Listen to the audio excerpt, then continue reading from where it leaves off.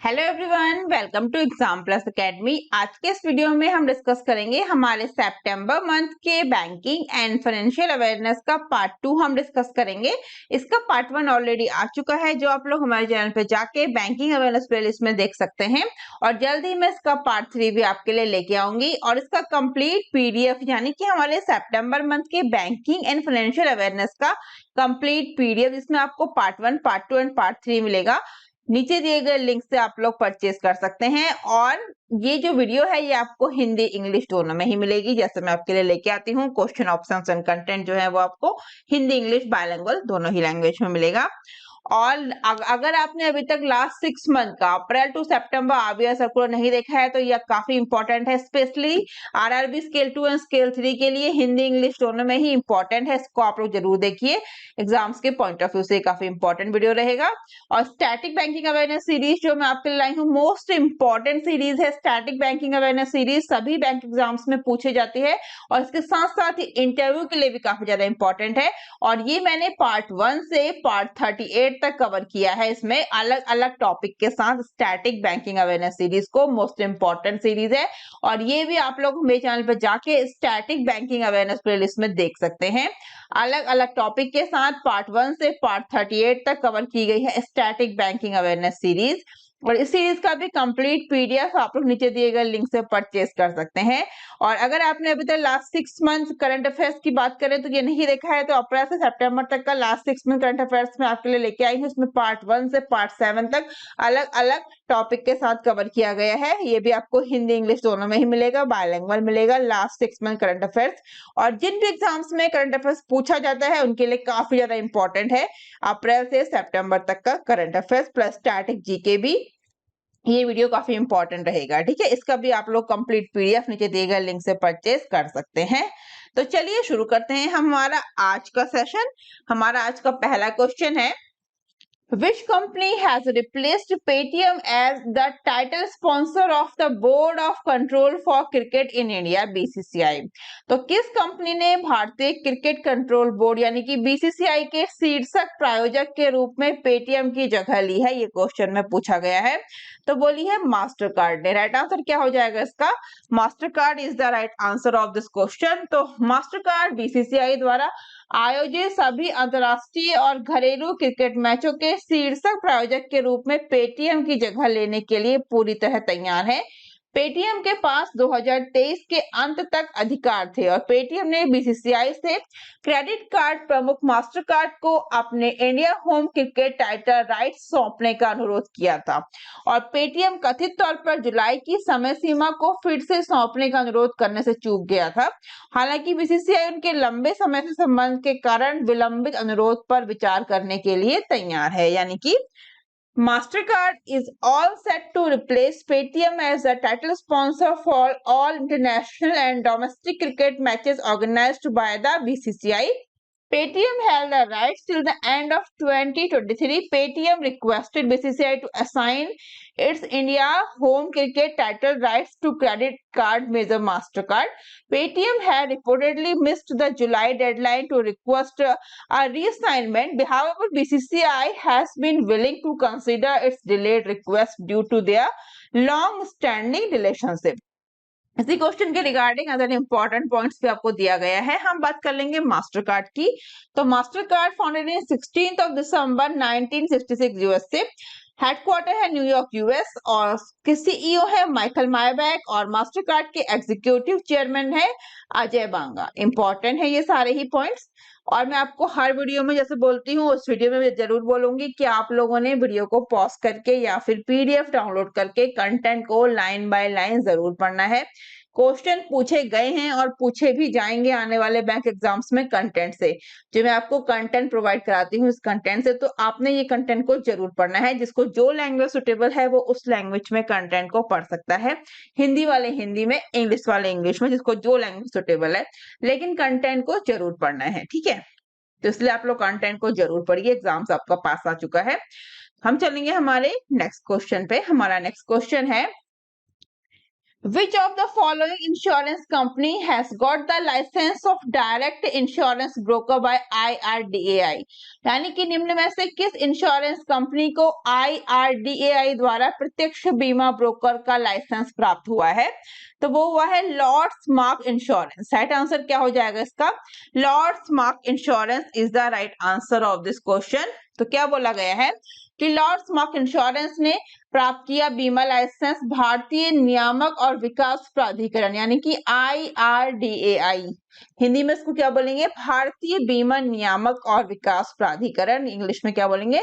IRDAI, full form the Insurance Regulatory and Development Authority of India, ने Lords Mark Insurance Brokerage Private Limited, Lords Mark Industry का बीमा division बाजार जीवन और सामान्य बीमा उत्पादों के लिए एक सीधा बीमा ब्रोकिंग लाइसेंस दिया है और इस डायरेक्ट ब्रोकिंग लाइसेंस के साथ लॉर्ड्स मार्क इंश्योरेंस इंडस्ट्री बीमा क्षेत्र में अपने प्रवेश के लिए आधार तैयार करती है। यानी कि Lords Mark insurance receive insurance license, the IRDAI has given Lords Mark Insurance Brokerage Private Limited, the insurance division of Lords Mark Industry, a direct insurance broking license to market life and general insurance products. With this direct broking license, Lords Mark Insurance Industry lays the groundwork for its entry into the insurance sector.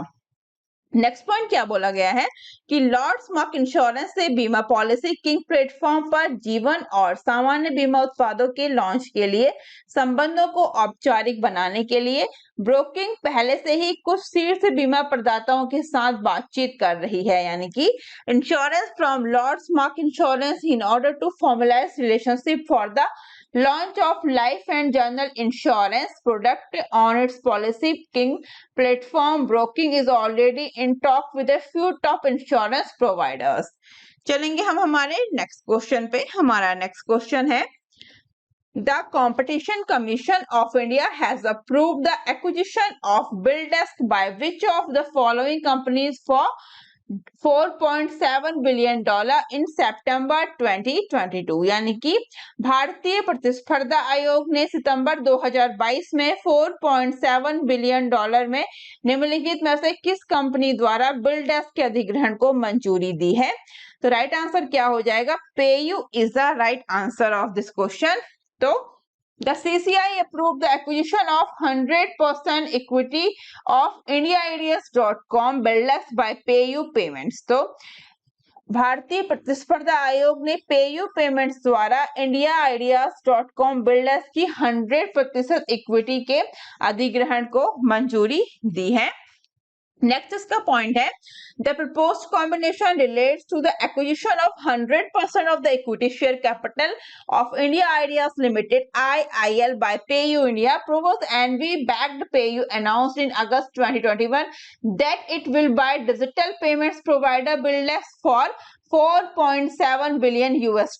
तो प्रस्तावित संयोजन PayU India द्वारा India Ideas Limited की इक्विटी शेयर पूंजी के 100% के अधिग्रहण से संबंधित है और प्रोसेस एनवी समर्थित पेयू ने अगस्त 2021 में घोषणा की कि वह डिजिटल भुगतान प्रदाता बिलडेस्क को $4.7 बिलियन अमेरिकी डॉलर में खरीदेगा। इसी के रिगार्डिंग इस पॉइंट को आप देख सकते हैं। हम चलेंगे हमारे नेक्स्ट क्वेश्चन पे। हमारा नेक्स्ट क्वेश्चन है Which bank have been selected by RBI for the test fees of the on-top application facility? तो RBI ने ऑन टॉप आवेदन सुविधा के परीक्षण चरण के लिए किस बैंक का चयन किया है? ये क्वेश्चन में पूछा गया है। तो वो किया है HDFC बैंक का। राइट आंसर हो जाएगा HDFC बैंक।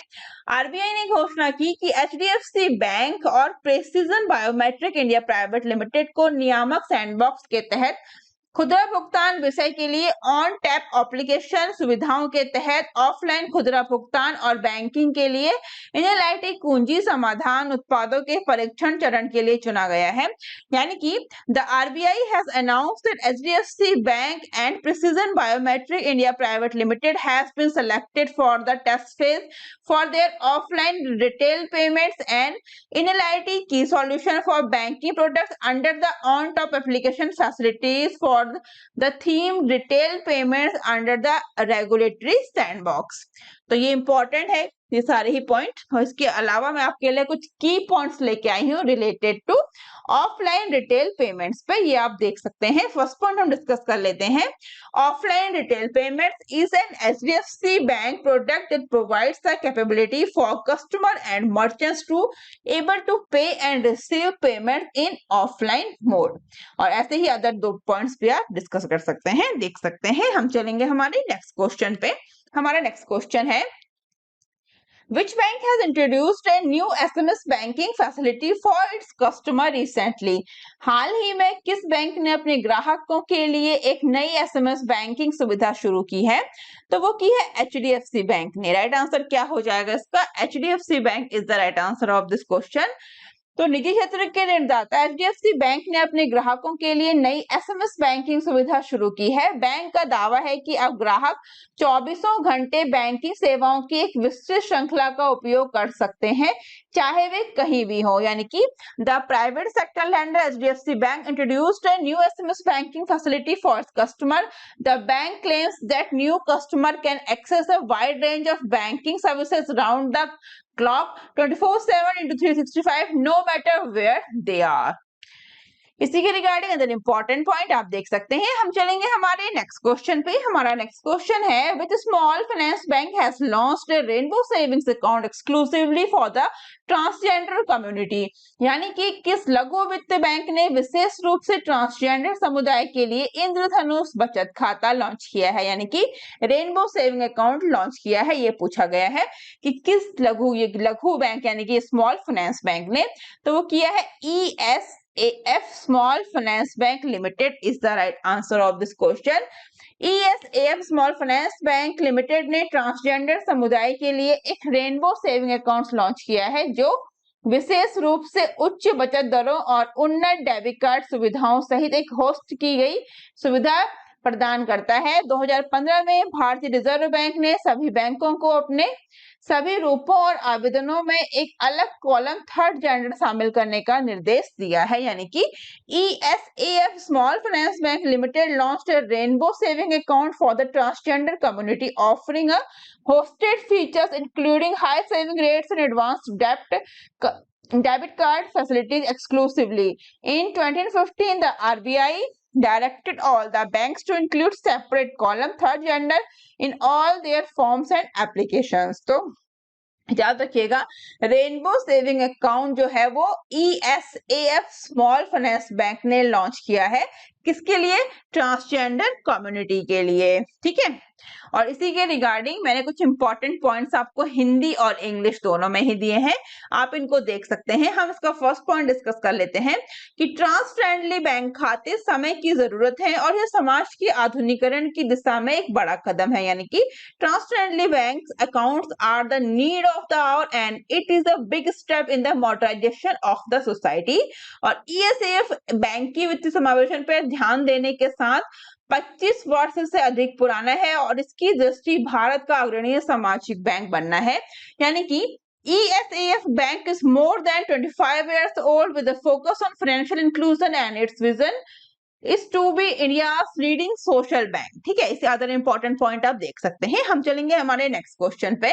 हमारा नेक्स्ट क्वेश्चन है, which bank has unveiled bank on wheels in Gujarat. तो किस बैंक ने गुजरात में बैंक ऑन व्हील्स का अनावरण किया है? तो वो भी किया है HDFC बैंक ने। इसका राइट आंसर हो जाएगा HDFC बैंक। HDFC बैंक ने गुजरात में अपनी अत्याधुनिक बैंक ऑन व्हील्स वैन का अनावरण किया है। बैंक इन व्हील्स वैन सेवा बैंकिंग सेवाओं को बिना बैंक वाले गांवों तक ले जाएगी। HDFC bank unveiled its state of the art bank on wheels van in Gujarat. The bank in wheels van service will take banking services to unbanked villages. और बैंक इन व्हील्स वैन जो है वो HDFC bank ने नए शुरू किए गए ग्रामीण बैंकिंग व्यवसाय के तहत वित्तीय समावेशन के लिए निकटतम शाखा से 10 से 25 किलोमीटर दूर स्थित दूरदराज के गांवों का दौरा भी करेगा। यानी कि the bank in wheel van will visit remote villages located 10 to 25 km from the nearest branches to further financial inclusion under the HDFC Bank newly initiated rural banking businesses। ठीक है, और अदर इंपॉर्टेंट पॉइंट है इसका, bank in wheel पहल bank रहित स्थानों में banking सेवाएं प्रदान करने के लिए एक पायलट परियोजना का एक हिस्सा है, यानी कि the bank in wheel initiative is a part of a pilot project to offer banking services in unbank location. Other important point इसी क्वेश्चन के आप लोग देख सकते हैं। हम लोग चलेंगे हमारे नेक्स्ट पे। हमारा नेक्स्ट क्वेश्चन है, as part of the financial inclusion drive, public sector banks will open 300 branches in unbanked area of various states by dash। तो वित्तीय समावेशन अभियान के हिस्से के रूप में सार्वजनिक क्षेत्र के बैंक डैश तक विभिन्न राज्यों के बिना बैंक वाले क्षेत्रों में 300 शाखाएं खोलेंगे। राइट आंसर क्या हो जाएगा, दिसंबर 2022। तो क्या बोला गया है कि वित्तीय समावेशन अभियान के हिस्से के रूप में सार्वजनिक क्षेत्र के बैंक दिसंबर 2022 तक विभिन्न राज्यों के बिना बैंक वाले क्षेत्रों में लगभग 300 ब्रिक एंड मॉर्टर ब्रांचेस खोलेंगे। ये नई शाखाएं जो हैं 3000 से अधिक की आबादी वाले सभी शेष बिना बैंक वाले गांवों को कवर करेंगी, यानी कि as part of the financial inclusion drive public sector banks will open about 300 brick and mortar branches in the unbanked area of various states by December 2022. These new branches will cover all remaining unbanked villages with a population of more than 3000। ठीक है, तो 3000 से अधिक की जो आबादी वाले गांव है वहां पे ये जो बैंक की जो शाखाएं ये खोली जाएंगी। इसी क्वेश्चन के रिगार्डिंग इंपॉर्टेंट पॉइंट आप देख सकते हैं। क्या बोला गया है इस पॉइंट में कि राजस्थान में अधिकतम 95, मध्य प्रदेश में 54 शाखाएं खोली जाएंगी और पब्लिक सेक्टर बैंक गुजरात में 38, महाराष्ट्र में 33, झारखंड में 32 और उत्तर प्रदेश में 31 शाखाएं खोलेंगे। चलेंगे हमारे नेक्स्ट क्वेश्चन पे। हमारा नेक्स्ट क्वेश्चन क्या है, हमारा नेक्स्ट क्वेश्चन है, Dash and Waaree collaborate to finance project for consumers and channel partners. तो क्या बोला गया है, डैश और वारे उपभोक्ता और चैनल भागीदारों के लिए वित्त परियोजनाओं में सहयोग करता है। कौन करता है, state Bank of India. State Bank of India and WAARE collaborate to finance project for consumers and channel partners। SBI and WAARE collaborate on finance project for consumers and channel partners. The largest solar panel producer in India, WAARE and SBI have agreed to work together to promote operating capital for channel partners and consumers under EDFS, क्या full form है, electronic dealer finance scheme, and unsecured financing for solar project through the Surya Shakti solar finance scheme. तो ये क्या बोला गया है कि state Bank of India और WAARE उपभोक्ताओं और चैनल भागीदारों के लिए वित्त परियोजनाओं में सहयोग करते हैं। ये होता क्या है ये जान लेते हैं कि WAARE क्या है। तो ये एनर्जीज लिमिटेड है और भारत में सोलर PV पैनल की सबसे बड़ी निर्माता कंपनी है। ये एक स्वतंत्र विद्युत उत्पादक के रूप में भी काम करती है, यानी कि it also function as an independent power producer and offer EPC services, project development, rooftop solution and solar water pumps over 388 plus places across the nation and 19 country are served by WAARE। ठीक है, तो ये हमने discuss कर लिया है इस point में, इस क्वेश्चन में। अब चलेंगे हम हमारे नेक्स्ट क्वेश्चन में। हमारा नेक्स्ट क्वेश्चन है, नेक्स्ट हमारा क्वेश्चन है, RBI imposed fine on which of these following entities for failing to comply। यानी कि RBI ने निम्नलिखित में से किस संस्था पर अनुपालन करने में विफल रहने पर जुर्माना लगाया है। तो राइट आंसर इसका क्या हो जाएगा, all of these is the right answer of this question, यानी कि ये सभी, Industrial Bank of Korea, Woori Bank, India bulls commercial credit Limited, ये सभी हो जाएंगे इंक्लूड इसमें। तो ये क्या बोला गया है, ऑल ऑफ दीज इसका सही आंसर है ऑप्शन डी। तो RBI ने 3 संस्थाओं पर जुर्माना लगाया है। औद्योगिक बैंक ऑफ कोरिया सहित 3 संगठनों को नियम तोड़ने के लिए रिजर्व बैंक से जुर्माना मिला है, यानी कि RBI imposed fine of 3 entities। The 3 organizations including Industrial Bank of Korea have received fines from the Reserve Bank for breaking regulations और नेक्स्ट पॉइंट क्या है इसका, आरबीआई ने घोषणा की कि बैंक अपने ग्राहक को जारी केवाईसी दिशा निर्देशों का पालन करने में विफल रहने के लिए इंडस्ट्रियल बैंक ऑफ कोरिया पर 36 लाख रुपए का जुर्माना लगाया गया है। यानी कि the Reserve Bank of India announce the Industrial Bank of Korea has been fined ₹36 lakh for failing to follow several KYC guidelines. ठीक है, इसी के रिगार्डिंग अदर इंपॉर्टेंट पॉइंट्स है कि Woori Bank was fined ₹59.10 lakh for failing to follow RBI guidelines regarding the creation of a central repository of large common exposures across bank। तो RBI के दिशा निर्देशों का पालन करने में विफल रहने के लिए वूरी बैंक पर 59.10 लाख रुपए का जुर्माना लगाया गया है। नेक्स्ट किस पे लगाया गया है, India bulls commercial credit limited नई दिल्ली पर कुछ केवाईसी निर्देशों का पालन करने में विफल रहने के लिए 12.35 लाख रुपए का जुर्माना लगाया है। India bulls commercial credit limited new Delhi has been fined ₹12.35 lakh for failing to follow some KYC directives. और RBI did emphasize that the purpose of penalties is not to judge the legality of any transaction or arrangement entered into the firms with their clients, but rather to reflect weaknesses in regulatory compliance। तो RBI ने इस बात पर जोर दिया है कि दंड का उद्देश्य फर्मों द्वारा अपने ग्राहकों के साथ किए गए किसी भी लेन देन या व्यवस्था की वैधता का न्याय करना नहीं है, बल्कि नियामक अनुपालन में कमजोरियों को दर्शाना है। इंपॉर्टेंट कुछ पॉइंट देख लेते हैं कि वूरी बैंक के बारे में बात करें तो वूरी बैंक के चेयरमैन है यो हुआन शेन और India bulls commercial credit limited के चेयरमैन कौन है, मिस्टर अजीत कुमार मित्तल और RBI गवर्नर है शक्तिकांत दास। ये सभी पॉइंट हमने डिस्कस किए हैं। हम चलेंगे हमारे नेक्स्ट क्वेश्चन पे। हमारा नेक्स्ट क्वेश्चन है, according to the 28th edition of status report of India's external debt 21-22, the external debt ratio to GDP is dash at March of 2022। तो भारत के बाहरी ऋण 2021-22 पर स्थिति रिपोर्ट के 28वें संस्करण के अनुसार मार्च 2022 तक सकल घरेलू उत्पाद के अनुपात के रूप में बाहरी ऋण डैश है, कितना है 19.9%, 19.9% है, ये इसमें बोला गया है। The External Debt Management Unit EDMU is a Department of Economic Affairs, Ministry of Finance has released 20th edition of the status report on India's external debt 21-22.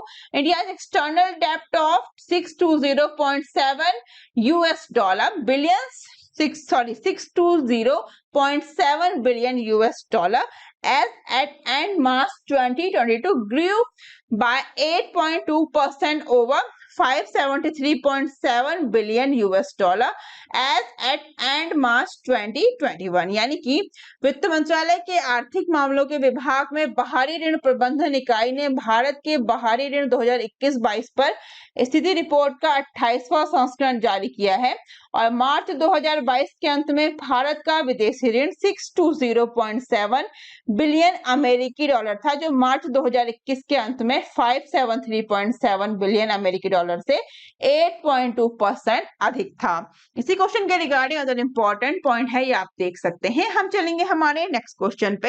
हाँ, नेक्स्ट क्वेश्चन है, किस भारतीय बैंक के अनुसार भारत 2027 में जर्मनी और 2029 तक Japan को मौजूदा विकास दर से पीछे छोड़ दुनिया की तीसरी सबसे बड़ी अर्थव्यवस्था बन जाएगा। ये हमने अपने प्रीवियस वीडियो में भी डिस्कस किया है, लेकिन क्वेश्चन डिफरेंट तरीके से पूछा गया है कि according to which Indian bank India would surpass Germany in 2027 and Japan by 2029 at the current rate of growth and become the world's third largest economy।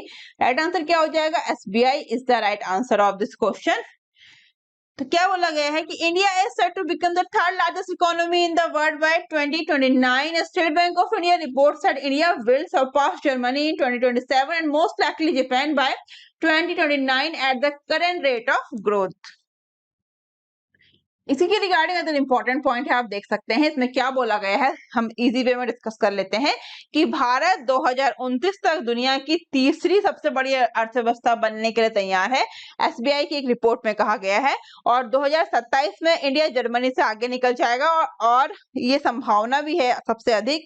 और मौजूदा दर पे ये भी डिसाइड किया गया है कि 2029 तक जापान से भी आगे निकल जाएगा। इस रिपोर्ट में कहा गया है कि देश 2014 के बाद से सबसे बड़े संरचनात्मक बदलाव से गुजरा है और अब यूके को पछाड़कर पांचवी सबसे बड़ी अर्थव्यवस्था भी बन गया है। India world 5th largest economy बन गया है, यूके को पीछे करके इंडिया। और 2014 के बाद से भारत अपनाए गए रास्ते से पता चला है कि देश को 2029 में तीसरी सबसे बड़ी अर्थव्यवस्था का टैग मिलने की संभावना है, अकॉर्डिंग टू एसबीआई रिपोर्ट। और 2014 के बाद से 7 स्थानों की वृद्धि हुई है जब भारत 10वें स्थान पर था। ठीक है, ये सभी इंपॉर्टेंट पॉइंट हमने इसके रिगार्डिंग डिस्कस कर लिए हैं। अब हम चलेंगे हमारे नेक्स्ट क्वेश्चन पे। हमारा नेक्स्ट क्वेश्चन है, India largest lender State Bank of India recently issued additional tier 1 bonds worth a total of rupees 6,872 crore at cut of dash। तो भारत के सबसे बड़े ऋणदाता भारतीय स्टेट बैंक ने हाल ही में डैश की कट ऑफ पर कुल 6,872 करोड़ रुपए के अतिरिक्त टियर 1 बॉन्ड जारी किए हैं। क्या हो जाएगा? 7.75% is the right answer of this question. यानी कि India's largest lenders SBI issued additional tier 1 bonds worth a total rupees 6,872 crore at a cut of 7.75%, the lowest rate set for such debt insurance by any bank so far in the current financial year। यानी कि भारत के सबसे बड़े ऋणदाता भारतीय state bank ने 7.75% की cut off पर कुल 6,872 करोड़ रुपए के अतिरिक्त टियर 1 बॉन्ड जारी किए, जो वर्तमान वित्तीय वर्ष में अब तक किसी भी बैंक द्वारा इस तरह के ऋण जारी करने के लिए निर्धारित न्यूनतम दर है। तो फ्रेंड्स, इसी के साथ हमने अपना सितंबर मंथ का बैंकिंग एंड फाइनेंशियल अवेयरनेस का पार्ट 2 कवर किया है। जल्द ही मैं इसका पार्ट 3 भी आपके लिए लेके आऊंगी और इसका पार्ट 1 ऑलरेडी आ चुका है। अगर आपको वीडियोस अच्छी लग रही हैं, हेल्पफुल लग रही हैं हमारे चैनल पर आने वाली सभी वीडियोस, तो प्लीज चैनल को सब्सक्राइब जरूर करें, वीडियो को शेयर जरूर करें और अदर स्टूडेंट्स को चैनल का नाम जरूर बताएं, जो भी आपके साथ अदर बैंकिंग एस्पिरेंट्स हैं, ठीक है, उनको चैनल का नाम जरूर सजेस्ट करिए। और आप लोग हमसे डिफरेंट सोशल मीडिया प्लेटफॉर्म पर भी जुड़ सकते हैं, इन सभी के लिंक मैंने आपको नीचे डिस्क्रिप्शन में दिए हैं। और अगर आप चैनल पर नए हैं तो सब्सक्राइब करके बेल आइकन जरूर दबाएं, जिससे आपको आने वाले अदर इंपॉर्टेंट ऐसे ही वीडियोस की नोटिफिकेशन सबसे पहले मिल सके। तो आज के लिए बस इतना ही, जल्दी मिलते हैं हमारे नेक्स्ट वीडियो में। Thank you, thanks for watching.